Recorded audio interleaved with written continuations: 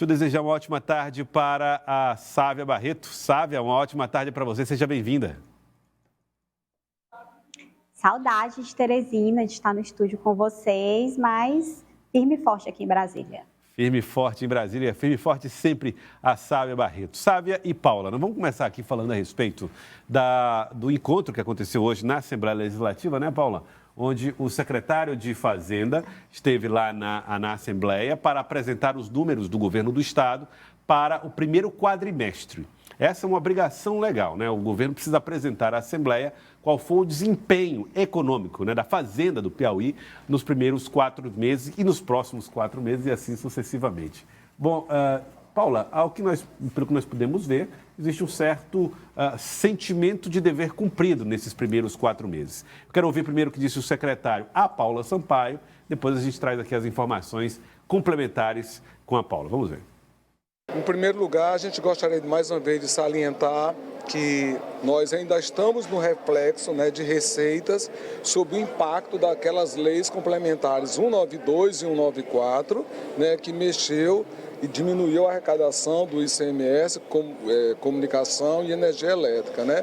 Nesse primeiro quadrimestre, nós tivemos, inclusive, crescimento negativo e tudo, mas com muita luta, né, a gente conseguiu manter o equilíbrio. Nós conseguimos, até o momento, né, por determinação do nosso governador, atingir esses limites abaixo do limite de negatividade no Estado.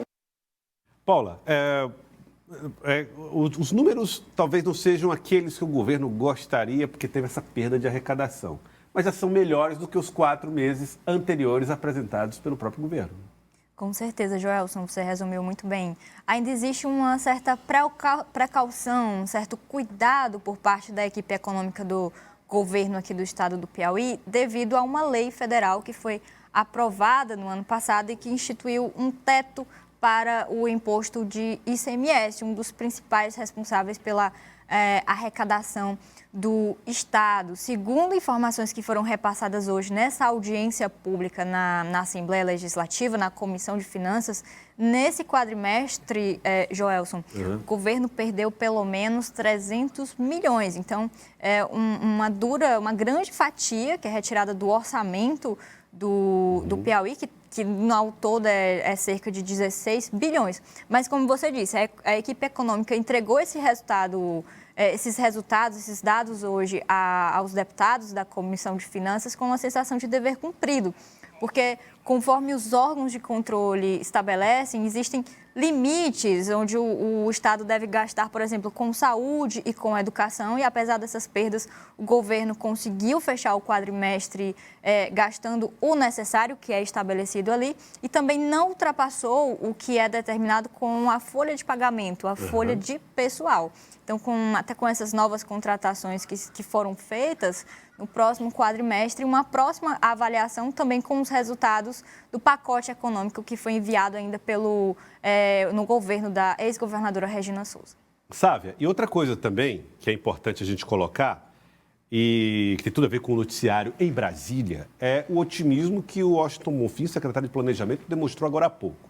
Segundo ele, o governo Lula está experimentando, além de estar propondo, né, medidas como reforma tributária em discussão, evidentemente que bastante ainda nebulosa, arcabouço fiscal, está experimentando alguns sinais interessantes. Ele citou 2, queda no preço dos combustíveis, queda no dólar, o que está trazendo otimismo aqui para a equipe econômica de Rafael Fonteles, aqui no estado do Piauí.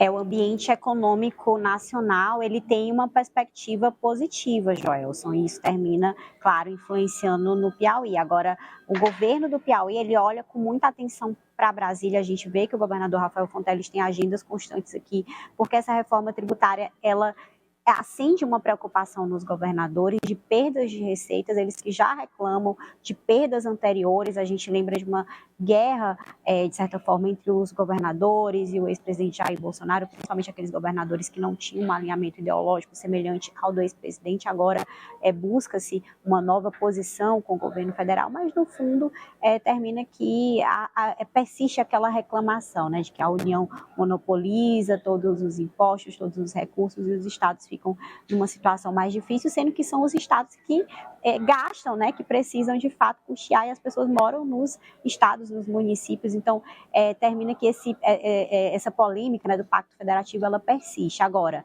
o ambiente e o cenário e as perspectivas, de um modo geral, são positivas. Eu acho que essa é a grande aposta do governo Rafael Fonteles para poder fechar o ano aí com um saldo positivo. A gente sabe que tem muitas questões que independem do governo, aquilo que o governo pode fazer, que está na sua alçada, é feito, mas outras questões vão aí de acordo com o cenário internacional também. Muito bem, Sávia. Vamos falar um pouco de política partidária, Sávia Barreto. Agora há pouco, o governador Rafael Fonteles estava na solenidade lançando aí um plano para a expansão dos serviços de saúde, ou melhoria da qualidade dos serviços de saúde também no interior. E foi perguntado por Paula Sampaio sobre essa aproximação com o Fábio Novo. Ele disse, olha, política eu só falo no ano que vem. Agora, Fábio Novo é líder do governo, não mudou, segue líder do governo, é meu amigo. E aí ele tratou assim esse assunto. Você traz a informação de que Fábio Novo seria um nome, claro, competitivo nessa disputa por uma vaga, ou pela vaga de candidatura a prefeito no Partido dos Trabalhadores, e já teria até uma aproximação com um grupo improvável, o grupo de Lucy Soares, a ex-deputada Lucy Soares, mãe de Bárbara do Firmino. Essa é a informação, Joelson. Já faz um tempo que alguns interlocutores com quem eu converso do Palácio de Karnak me falam que há um diálogo do próprio governador Rafael Fonteles com a deputada Bárbara do Firmino. Eles têm ali uma relação positiva, apesar de Bárbara ter sido eleita pelos progressistas, pela oposição, mas ela sempre reafirma uma atitude muito aberta para dialogar com o PT, para dialogar com o governador Rafael Fonteles. Até então, era algo natural da política. Só que, com esse acirramento, esse momento até muito precoce eleitoral da disputa de 2024, chegou a minha informação, e eu confirmei com algumas fontes, de que há conversas, há possibilidades colocadas na mesa de que Fábio Novo possa ter um vice, ou melhor, uma vice, mulher, com DNA feminista. E qual seria esse DNA feminista? Seria o da própria irmã de Bárbara do Firmino, Cristina Soares, que é psicóloga acadêmica de medicina, ou da ex-deputada Lucy Soares. Então, seriam dois nomes que poderiam compor, que seriam muito bem-vindos nessa composição da chapa de Fábio Novo, segundo essas informações de bastidores. Claro que é importante a gente sempre ressaltar, a Bárbara está no campo da oposição, do Progressistas, tem se falado na possibilidade dela se filiar ao PSDB e disputar por esse campo junto com Silvio Mendes, ex-prefeito de Teresina. Então, hoje o cenário é esse. Agora, muitas conversas, as chapas só são de fato fechadas no ano que vem. Então, tem tempo para esses diálogos, e se isso acontecer, de fato vai ser uma mudança realmente bem intensa no cenário eleitoral. Vai ter muitas consequências, a gente vai acompanhar.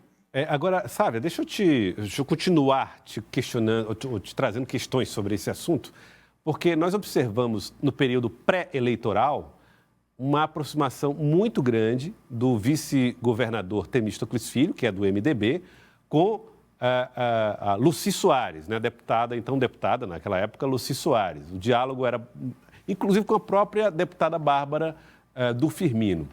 Seria demais imaginar uma formação de chapa utilizando-se o MDB como uma sigla de filiação dessa futura liderança ligada a esse grupo de Firmino Filho, ou não? O ideal ou o desenho é a presença de Bárbara, ou de Cristina, ou de Lucy em siglas como PSDB, por exemplo? Joelson, eu estou desconfiando que você conversou com as minhas fontes. Só pode, a gente tem a mesma fonte, porque essa é a informação.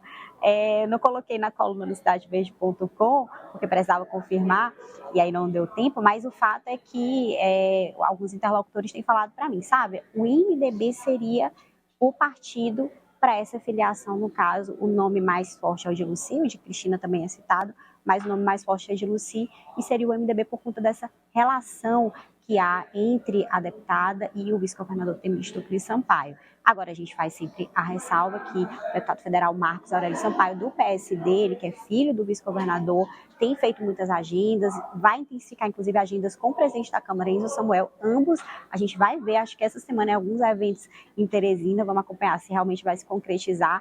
Então, por enquanto esse cenário não está consolidado, ambos vão manter aí as suas pré-candidaturas e vão se movimentar. Agora, o MDB seria, sim, Joelson, o caminho possível para fazer essa migração aí de grupos políticos. Agora, Paula, o Fábio Novo deu uma declaração para você, Paula, deixando claro que o MDB poderia ser um partido a se aproximar de tal modo que indicaria um candidato a vice na chapa, eventualmente, se fosse ele, claro, o candidato, ou se for ele o candidato a prefeito, né?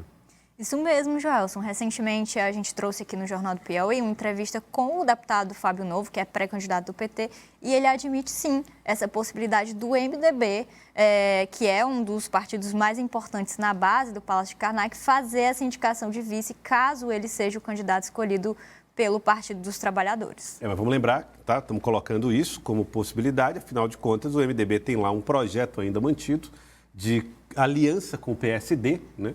Onde teria Marco Aurélio Sampaio como candidato a prefeito de Teresina. Esse plano está mantido, né, Paulo? Exatamente, como a Sávia salientou, são conversas que acontecem nesse momento, mas política é um jogo de xadrez, as peças estão constantemente em movimento, Joelson. Muito bem.